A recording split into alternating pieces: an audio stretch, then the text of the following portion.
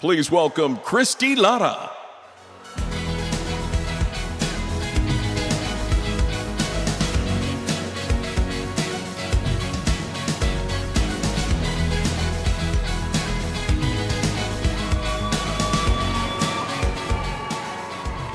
How are we doing, fellow Democrats? How are we doing, my fellow Texans? My name is Christy Lara. I'm co-founder of the Texas Progressive Caucus. What I always say is the work that we do in Texas isn't easy, but it's important. And each of you, every phone call you make, every door you knock, every event you attend, that is going to make the difference in what we do here in Texas. Seeing you all here gives me hope, and it also gives me the strength to know that we will win in November. Are you with me, Texans?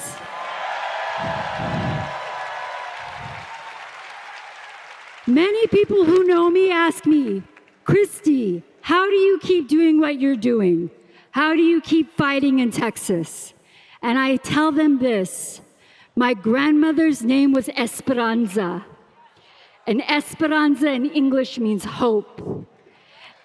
And every day, I hope for a better country, a better nation, and a better Texas, y'all. So I invite each of you, as we build a stronger, better party, I invite each of you to knock those doors, make those calls, support your local candidates, from school board, city council, to mayor, all the way up through the party and into congressional and senatorial seats. Every Democrat in office matters, and we will be the change that we hope to see in the world. I'll see you guys in November. Have a good one, guys.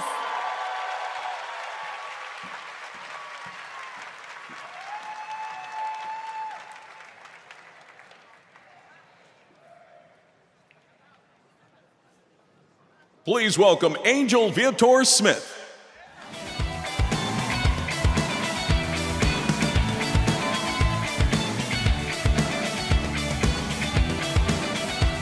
Hey, y'all.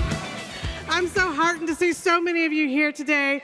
Raise your hand if this is your first convention. Oh my goodness, welcome.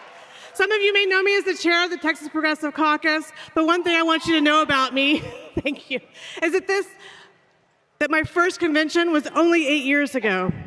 Like many of you, I wanted to do more, and so I showed up. And then I kept showing up, also like many of you. I'm not a major donor by any stretch of the imagination, and in fact, until last year, I had never donated to the TDP. I did not have any connections then, nor did I know many people who were involved with the party at any level.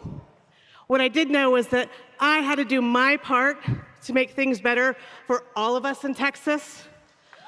Whether like me, your family has been here for generations, or if you just got here.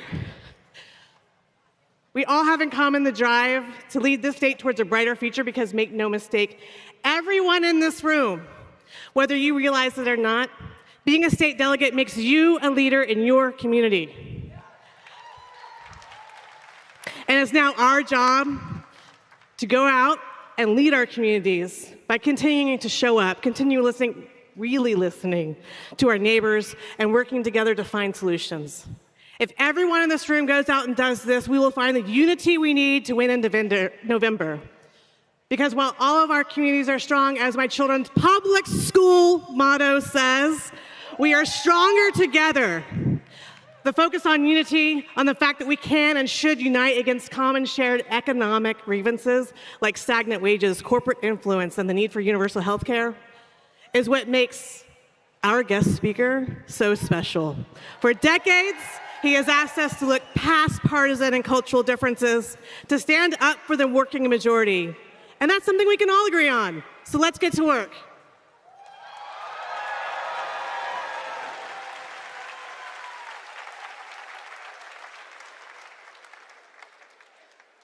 Please welcome Claude Cummings.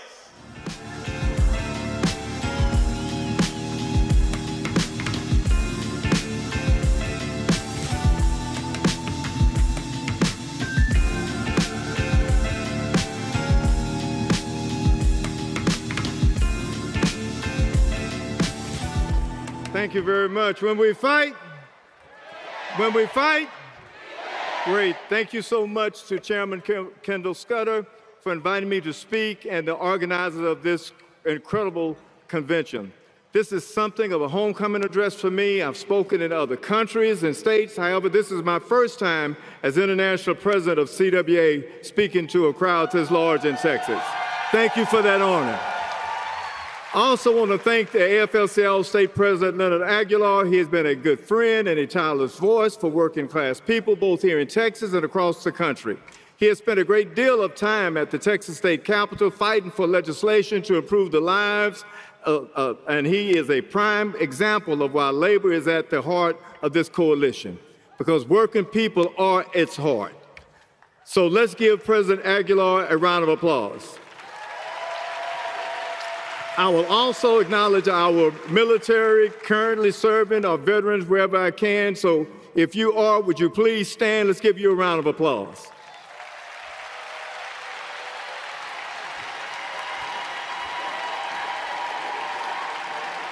Thank each of you for your service and for your commitment to our Constitution and our Union. Again, let's give them a round of applause. Thanks to the efforts of all of you right here in this auditorium, for the first time in decades, Democrats are competing in every state and federal office across Texas. You are building infrastructure in overlooked communities and have expanded your reach by opening offices in Amarillo, Austin, Dallas, Eagle Pass, and my hometown of Houston. But make no mistake, these expansions are critical because there is a war on workers being perpetrated by the most corrupt, most cowardly, and most contemptible criminal ever to hold the office of the presidency.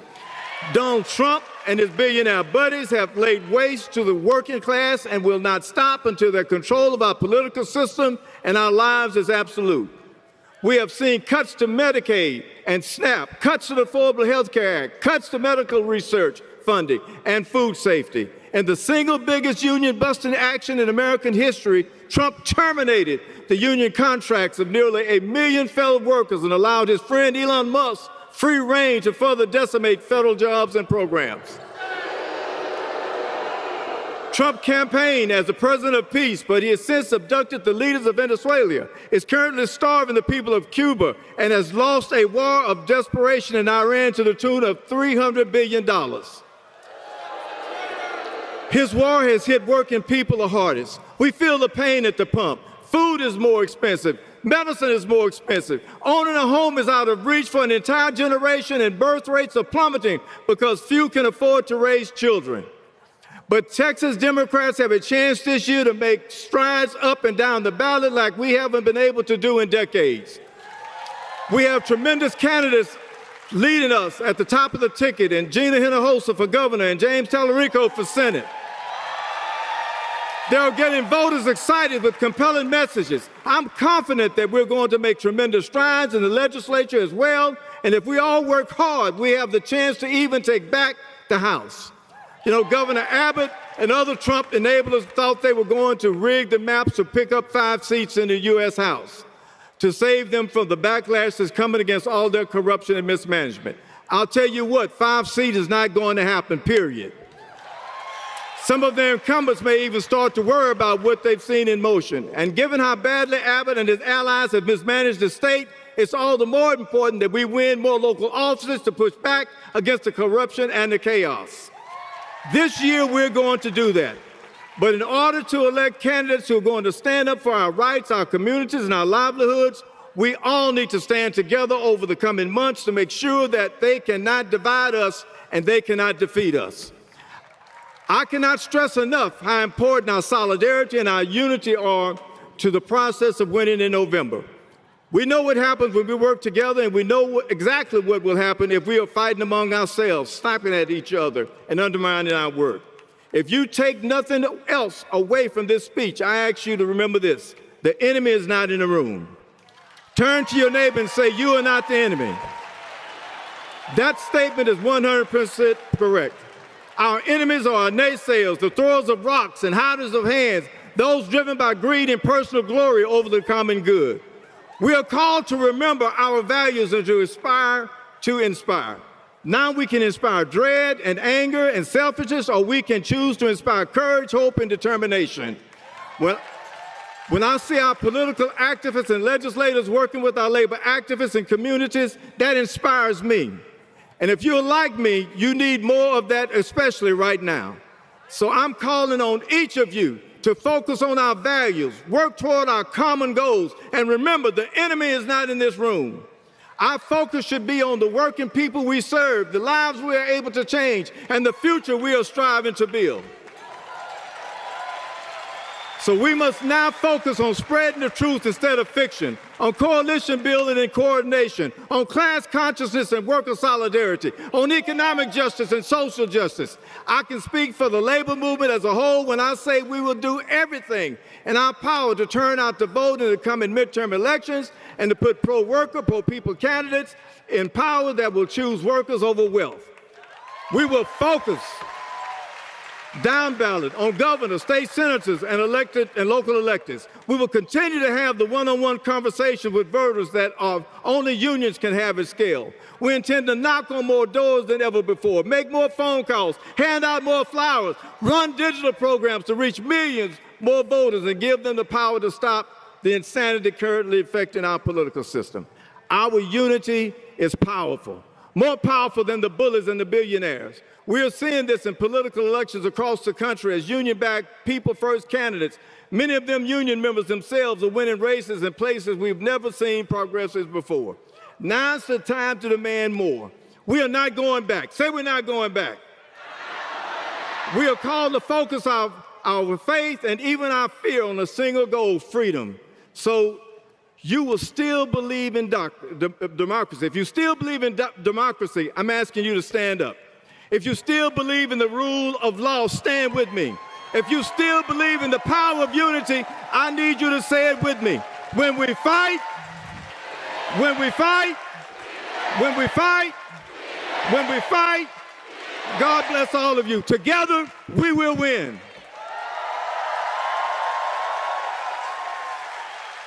Now keep that energy going, because now I do believe we have a true champion of working people, a friend of our CWA union, the Senator, United States Senator from Vermont, and a leader of the American Progressive Movement. Welcome to the stage, Bernie Sanders, Senator Bernie Sanders.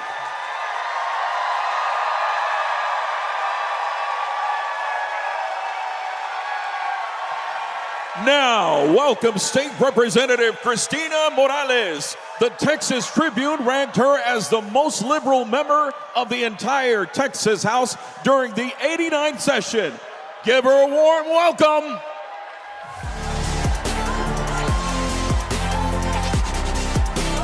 Hello, Texas Democrats, are we fired up? I know you thought Bernie was coming out. But one more thing I need to talk about. Are we ready to flip Texas? Are we ready to shock the world? I am Christina Morales, State Representative for Texas House District 145, representing some of the most historic communities in East and near North Houston, including my beloved Segundo Barrio of Houston. I am a Latina, a grandmother, a small business owner, all while representing my community in the state legislature. And this year, I added another title. I am the proud chair of the Texas House Democratic Campaign Committee. Let me tell you what the HDCC does, because it is the engine of how we take back this state. We recruit the candidates, we train them, we fund them, we build the infrastructure that turns kitchen table decisions into a campaign that can win. And this cycle, For the first time in history, we are fielding a candidate in all 150 state house districts. Every community, no more conceding a single inch of Texas to any. Now, some people say that Texas is a red state, that flipping the House is a fantasy. So let me tell you why this time it's different. Texas is not a red state. Texas is a non-voting state with one of the worst turnout rates in the country. The votes to win are already here. They always have been. Our job is to go out and get them. Listen, y'all, we just need to gain 14 seats, not 50, just 14, and we have the candidates to do it. Educators, healthcare workers, veterans, and civil servants stepping up in districts that the party used to write off. Right here in the Coastal Bend and every corner of this state. To every one of our candidates who put their name on that ballot, thank you. You are the frontline warriors I need next session to halt the gerrymandering assault on our democracy. And we don't win by playing small, not with a handful of consultants in Austin, but with an army of volunteers like you and neighbors in all 150 districts. Volunteers like all of you in this room, don't forget, get out and help these candidates. Our HDCC team is small but mighty, and they pour their hearts into this work every day.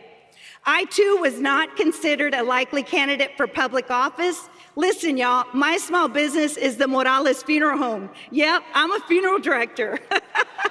I became a licensed mortician at a young age, and let me tell you, that was not exactly a hot girl summer for me. But after my parents passed away far too young, my family needed me, so I stepped up.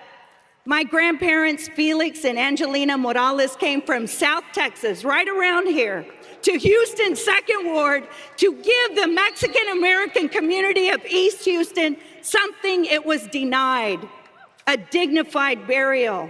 These were Tejanos who dredged the ship channel, worked the port, and built refineries that made Houston the economic powerhouse that it is. There was great dignity in their work, and my grandparents knew they deserved dignity in their passing. My family built that business and started the first Spanish language radio station in the Gulf Coast.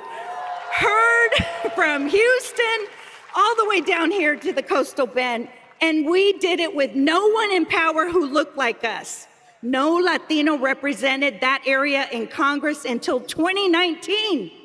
We built a business like that side by side with our Black neighbors in communities like 5th Ward, founded by freed slaves who raised families under the cloud of Jim Crow.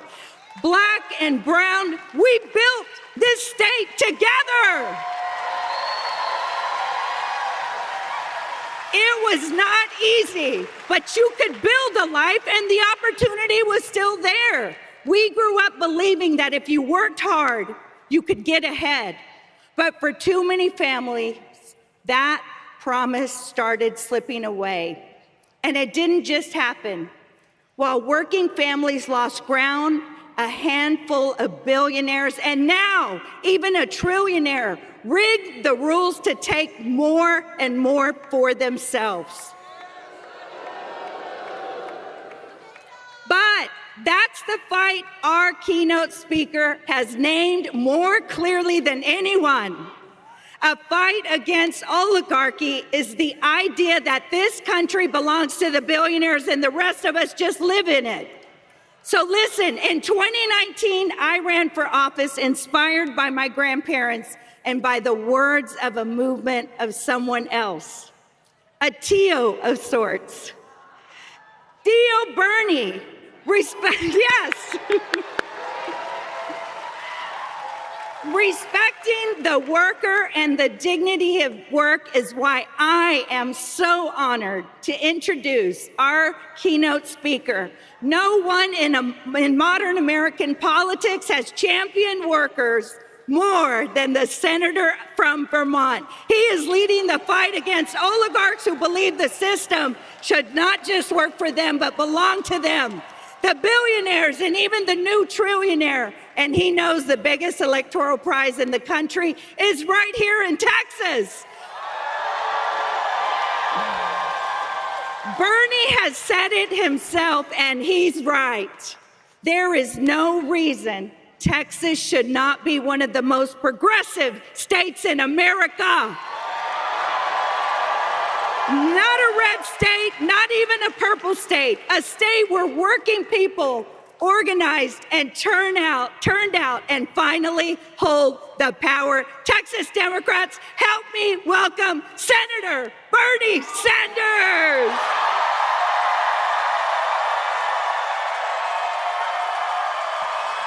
Welcome to the Texas Democratic Party Convention State, the senior senator from the state of Vermont, Bernie Sanders.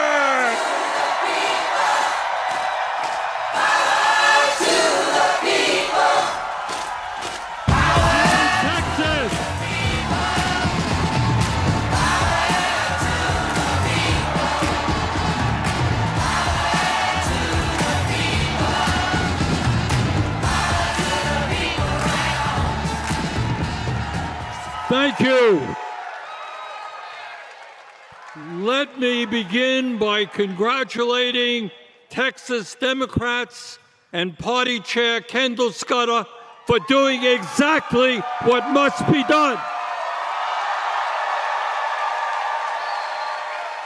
You are finding great candidates to run for office. You are now competing in areas where Republicans ran unopposed for decades. You are building a strong grassroots movement, and you are winning. Just last week in D.C., I met with Taylor Remmett, a leader in the Machinists Union, in a Trump plus 17 district. Taylor won. And that is what's going to happen all over Texas this November. Now, brothers and sisters, you have heard a couple of speeches in the last few days. So I am going to cut to the chase and give you my sense of what is happening in America today and what we have got to do to advance the future. First, it goes without saying that we must hold Donald Trump, his administration, and the entire Republican Party, who control the White House, control the Senate, control the U.S. House. We are going to hold them accountable for their disastrous policies.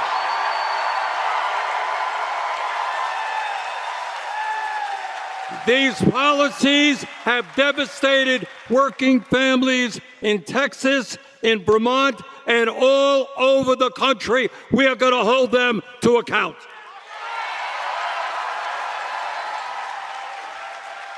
This administration, among many other actions, decided, if you can believe it, that it was appropriate to provide $1 trillion in tax breaks to the top 1%. And then to use that money to throw 15 million Americans off the health care they desperately need. And let me tell you something that has not been talked about much.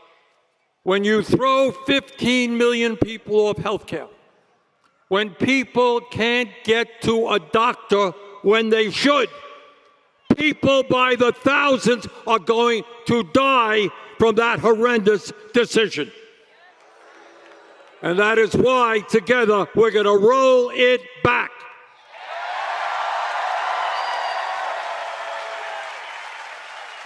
But it's not just health care.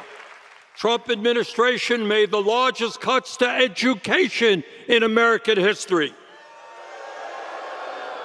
As a result, 7 million Americans will be forced to pay $4,000 a year more on average on their student loan payments. And 1 in 4 student loan borrowers are expected to go into default by the end of the summer. We want our kids to have a great education, not to be forced to default on their loans. At a time when millions of kids are going hungry in America, Trump made the largest cuts to nutrition assistance in American history, literally taking food out of the mouths of hungry kids. You don't take food out of the mouths of hungry children and give tax breaks to billionaires. That's not what this country is about. Trump ripped up the union contracts of 1 million federal workers. He denied overtime pay to over 4 million workers. Trump abolished humanitarian aid that will lead to the deaths of millions of the poorest children on this planet by 2030. And here in the U.S., Trump's domestic army, ICE, has acted brutally and illegally, tearing parents away from their kids and deporting millions of people who lived and worked in this country for decades. He has destroyed the lives of tens of thousands of people, and we're going to address that issue as well. And then after all of the cuts in health care, in education, in nutrition, he wants to spend another $500 billion on a bloated military budget. Those are not the priorities of the American people. Trump, during his campaign, promised no more endless wars. Remember that? And then started an unprovoked war against Iran in which thousands of innocent men, women, and children have been killed. Gas prices are now the highest in years, and taxpayers are going to have to spend hundreds of billions of dollars on this disastrous war. But it's not just Trump's terrible policies. The American people are tired of a president who is a pathological liar, who is an authoritarian personality who wants more and more power in his own hands, as he ignores the Constitution and the rule of law, who is a narcissist, who, if he had his way, would probably name every building in America after himself,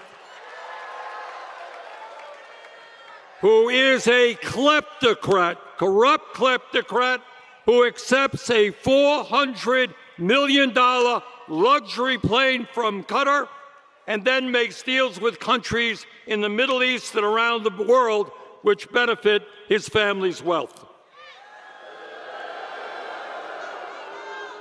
My friends, it is important that we hold Trump and his administration accountable for the disastrous policies they have imposed on the American people.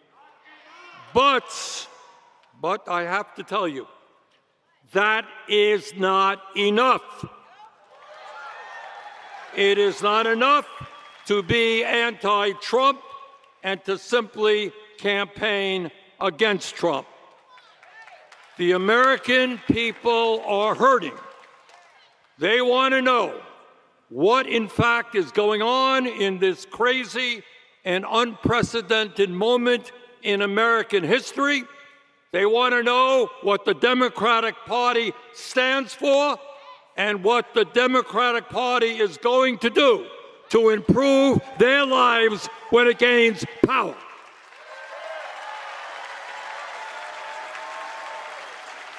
And by the way, what I have seen is I have traveled this country and we have held dozens and dozens of rallies from one end of America to the other. And what I have seen in recent primary elections is that the American people do not want establishment status quo policies that tinker around the edges. The American people understand that this country is facing major crises, and they want bold proposals to improve their lives and the lives of their children.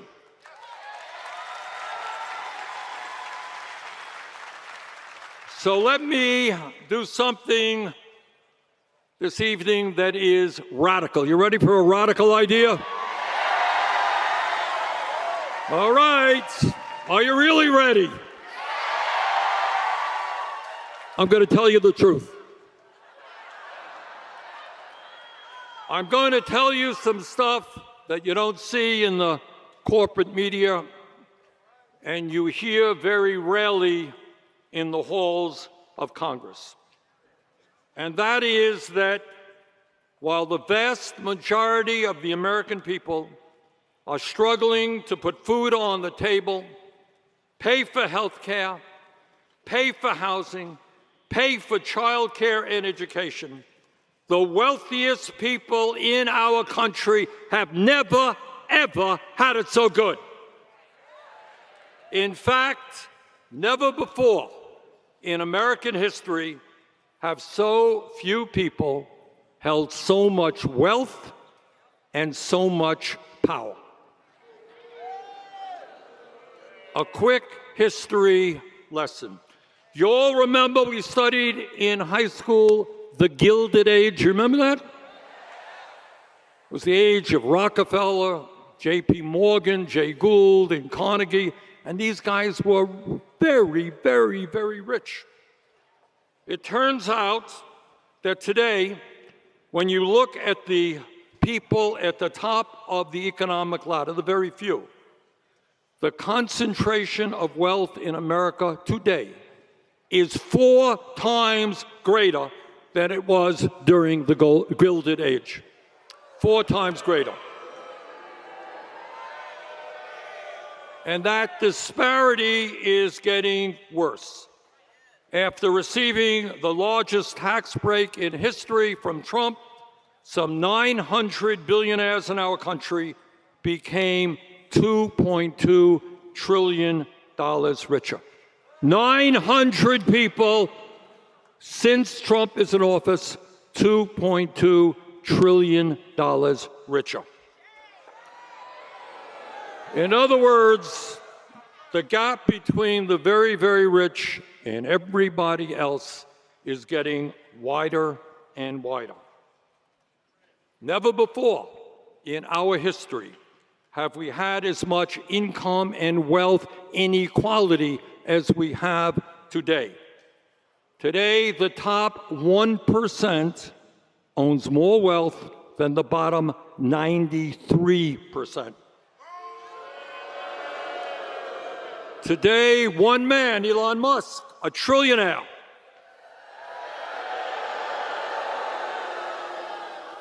Elon Musk owns 3 times more wealth than the bottom 50% of American households.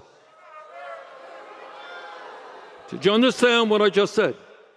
One man owns 3 times more wealth than the bottom half of American society. CEOs of American corporations, big corporations now make 350 times what their average worker makes. But it is not just income and wealth inequality. Never before in American history have we had as much concentration of ownership in our economy as we have today. Handful of giant corporations control one sector after another sector, and their monopolistic practices drive up prices. But it's not just income and wealth inequality and concentration of ownership. Never before in American history have we seen so much billionaire and corporate ownership of our media. In the U.S. today, 6 large media conglomerates control about 90% of what the American people see, hear, and read. Trump's supporters have recently bought up CBS, and they will soon own CNN. Musk and his fellow billionaires own many of the major social media platforms. And as bad as all of that is, let me tell you what is even more dangerous. And that is today, the billionaires and their super PACs are undermining our democracy and increasingly control the political process in our country. Here's the truth. You want to run for office, you want to run for local office, you want to run for state office, you want to run for Congress. And you get involved in a campaign, you say, I'm going to stand up for the working class of this country. And you run a good campaign. You know what happens to you? The billionaires and their super PACs will spend tens of millions of dollars to defeat you. That is not democracy. And that is why together, not only are we going to end this disastrous Citizens United Supreme Court decision,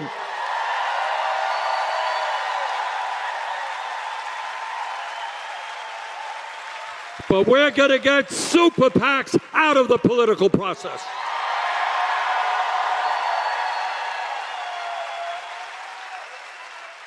Bottom line, we are now living in a moment in American history where a tiny number of billionaires are exerting unprecedented influence over our society.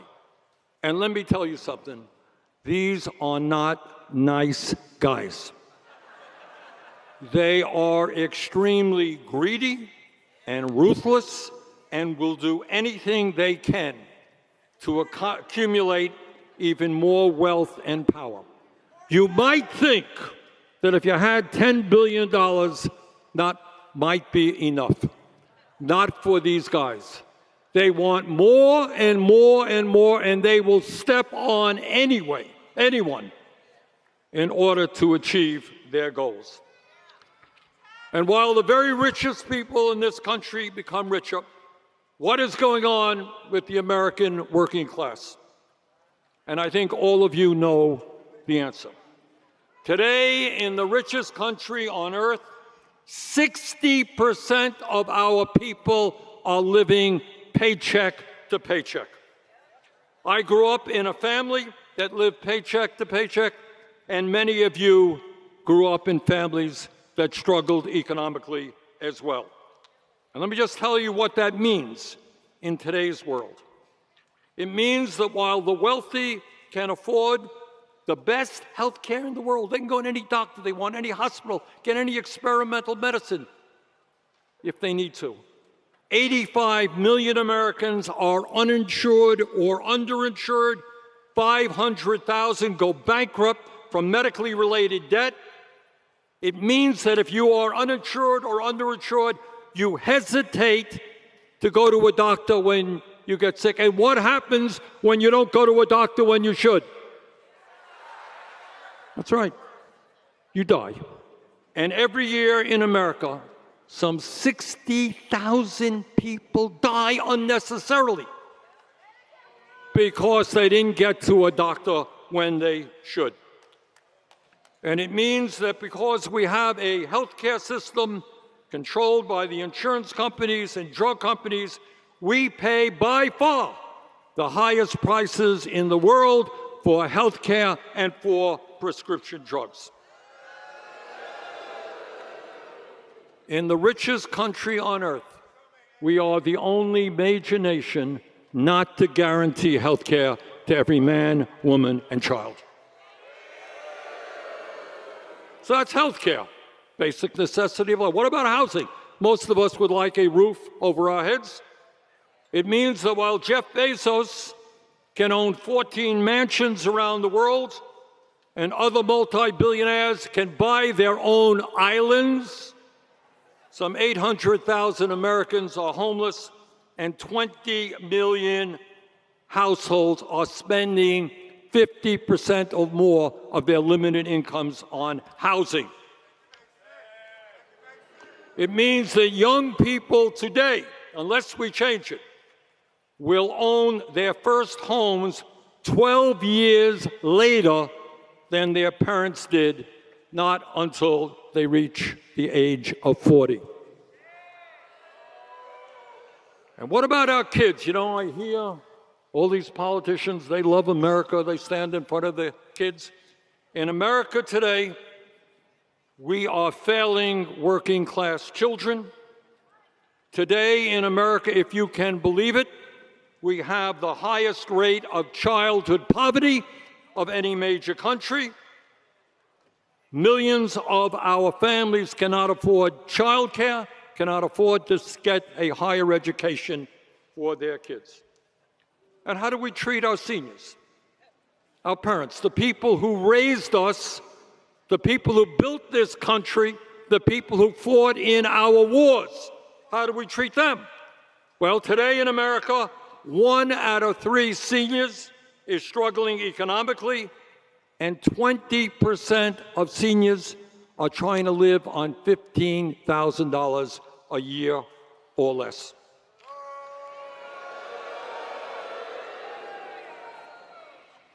What's happening to people out working today?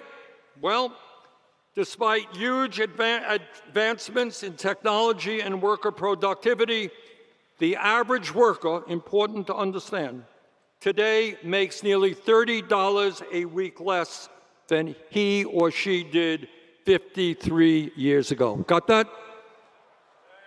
Where did all of that increased wealth from worker productivity increases go? That's right. They went to the people on top.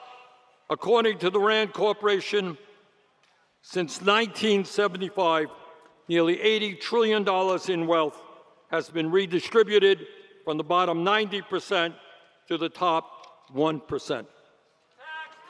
And let me tell you something else that nobody talks about. It's not talked about very much. What happens to people who every day are struggling to put food on the table, pay their rent, pay their insurance, take care of their kids and their parents? What happens to them? They are living with extraordinary stress. And you know what stress does? Stress kills.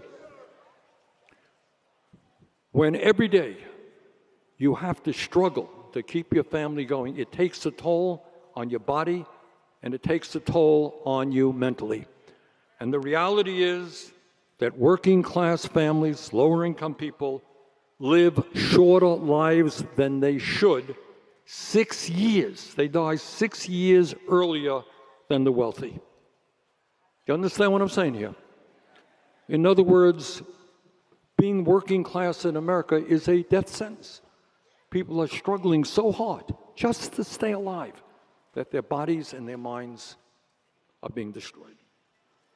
And while workers are struggling today, they got something else on their minds. They're worried about artificial intelligence. They're worried about robotics and what that will mean for their future. Will a robot take my manufacturing job or the job that I have in an automobile factory? Will AI take the job that I have in a law firm or in accounting or in other white-collar jobs? If I am a truck driver or a cab driver, Will my job disappear with the growth of driverless vehicles? Now, nobody knows exactly what AI and robotics will bring, but there are estimates out there that over the next 10, 20 years, tens of millions of jobs will be destroyed. And our job, something I've been working on lately, is to make sure that AI and robotics does not just benefit the billionaires who own the industry, it benefits the working class of this country.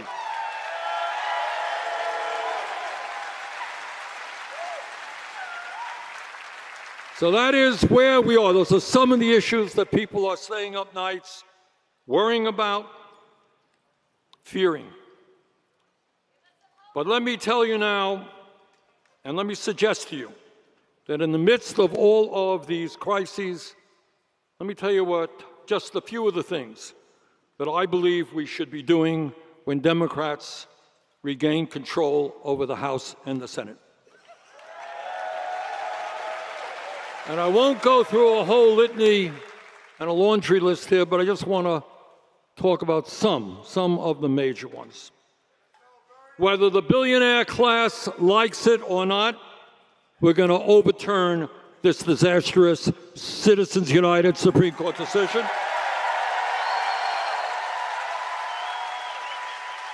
And we are going to restore real democracy to America. When Mr. Musk and his billionaire friends have unprecedented levels of wealth, and when major corporations often pay an effective tax rate lower than a truck driver or a nurse, we are going to make the billionaire class start paying their fair share of taxes.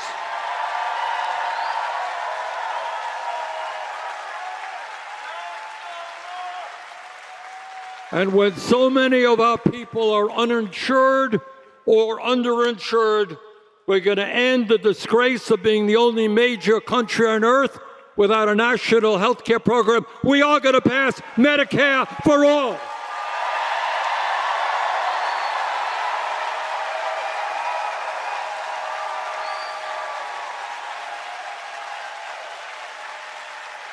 When millions of workers in Texas and Vermont throughout this country are living on starvation wages, we're going to raise that minimum wage to a living wage, at least $20 an hour.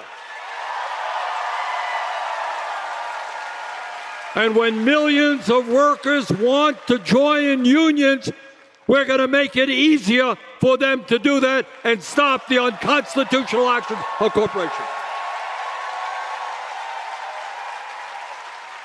When big tech and the wealthiest people on earth are aggressively pushing AI and robotics, the most transformative technologies in history, without public input, we're going to pass legislation that makes sure that these technologies benefit all of us, not just a handful of billionaires.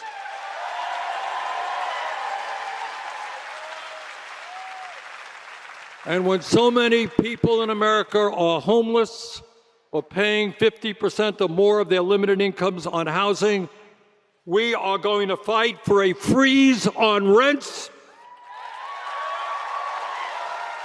and the construction of 7 million units of low-income and affordable housing. When so many of our seniors are struggling economically, we are not going to cut Social Security as Republicans want. We're going to expand Social Security by lifting the cap on taxable income.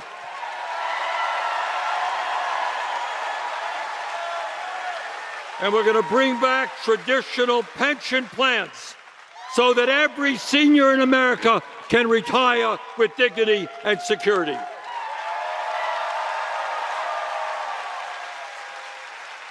When our educational system, from childcare to graduate school, is broken and unaffordable, we will demand free, high-quality public education from childcare to graduate school.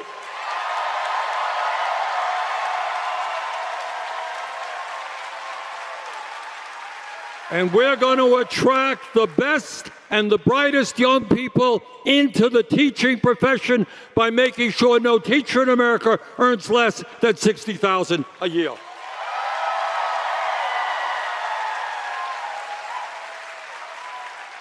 When heat waves and drought are devastating this planet, we will respond to the existential threat of climate change by creating millions of jobs as we move to energy efficiency and sustainable energy.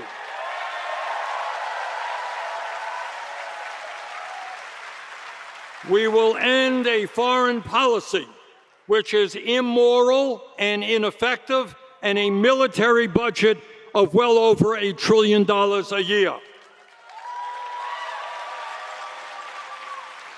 No more spending billions of dollars on endless wars. No more spending billions of dollars on the genocidal Netanyahu government in Israel.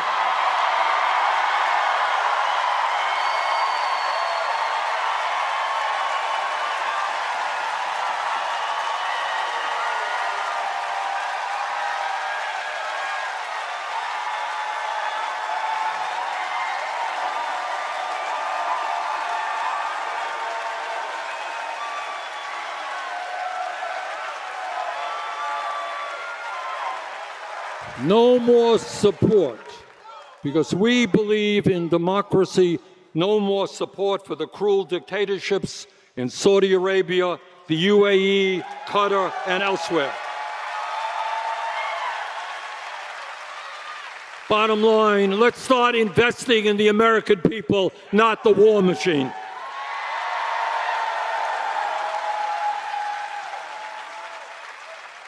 And when we look at the immigration crisis in this country, we know the answer is not breaking down doors and throwing decent people out of this country. It is comprehensive immigration reform and a path towards citizenship.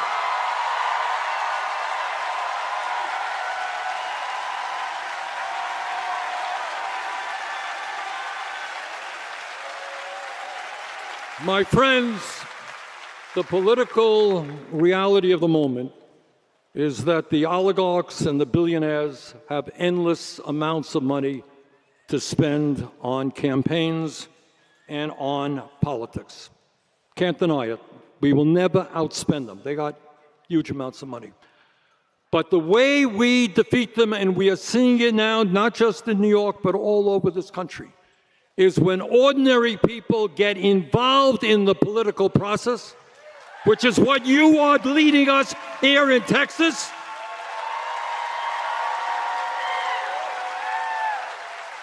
When we educate, when we organize, when we knock on doors, when we reject all of those people who want to separate us based on the color of our skin or our religion or our country of origin or our gender or our sexual orientation. That's what demagogues always do. They separate us on all of those superficial things. But we win because we believe in solidarity. We believe in a common humanity. And we know that when we stand together as one people, the oligarchs and all of their money will never defeat it. Let's go out and do it. Thank you all.